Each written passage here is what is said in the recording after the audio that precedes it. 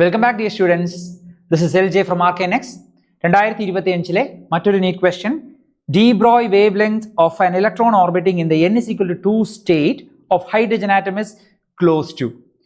നമുക്ക് ഈ question Bohr's ക്വാണ്ടിസേഷൻ condition ഉപയോഗിച്ച് വളരെ എളുപ്പം ചെയ്യാം.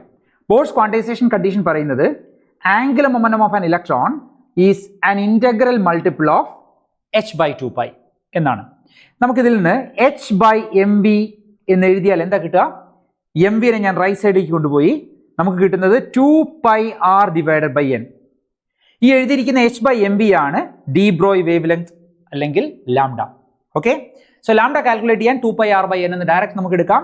ഇവിടെ n is equal to 2 എന്നാണ് പറഞ്ഞിരിക്കുന്നത്. സോ 2πr/2 2 കട്ട് ചെയ്ത് കഴിഞ്ഞാൽ πr എന്ന് ആൻസർ വരും. ഇനി റേഡിയസ് ഓഫ് ഓർബിറ്റ് നമ്മൾ കാൽക്കുലേറ്റ് ചെയ്യണം. അവർ ഫസ്റ്റ് ഓർബിറ്റിന്റെ റേഡിയസ്, ബോർ റേഡിയസ് എന്ന് പറയുന്നത് ഫസ്റ്റ് ഓർബിറ്റിന്റെ റേഡിയസ് ആണ്. അത് 0.05 നാനോമീറ്റർ തന്നിട്ടുണ്ട്. n is equal to 2 ആണ് കാൽക്കുലേറ്റ് ചെയ്യേണ്ടത്. നമ്മൾ പഠിച്ചിട്ടുണ്ട് r എന്ന് പറയുന്നത് പ്രൊപ്പോർഷണൽ ടു n സ്ക്വയർ ആണ്, directly proportional to square of quantum number ആണ്. അപ്പോൾ ഇവിടെ n is equal to 2 ആവുന്ന സമയത്ത് ഇത് 2 സ്ക്വയർ എന്ന് വരും, അല്ലെങ്കിൽ 4 ടൈംസ് ആയിരിക്കും റേഡിയസ് ഉണ്ടാവുക.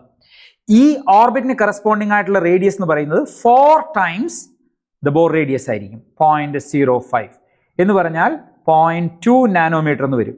നമുക്കത് ഇവിടെ സബ്സ്റ്റിറ്റ്യൂട്ട് ചെയ്യാം. 0.2 ഇൻറ്റു റേഡിയസ് പൈ വാല്യൂ 3.14. നമ്മൾ സബ്സ്റ്റിറ്റ്യൂട്ട് ചെയ്ത് കഴിഞ്ഞാൽ പൈയുടെ വാല്യൂ 3 റഫ്ലി 3 എന്ന് എടുത്തു കഴിഞ്ഞാൽ 3 × 2 6, സംവെയർ അറൌണ്ട് 0.6 എന്ന ആൻസർ വരും.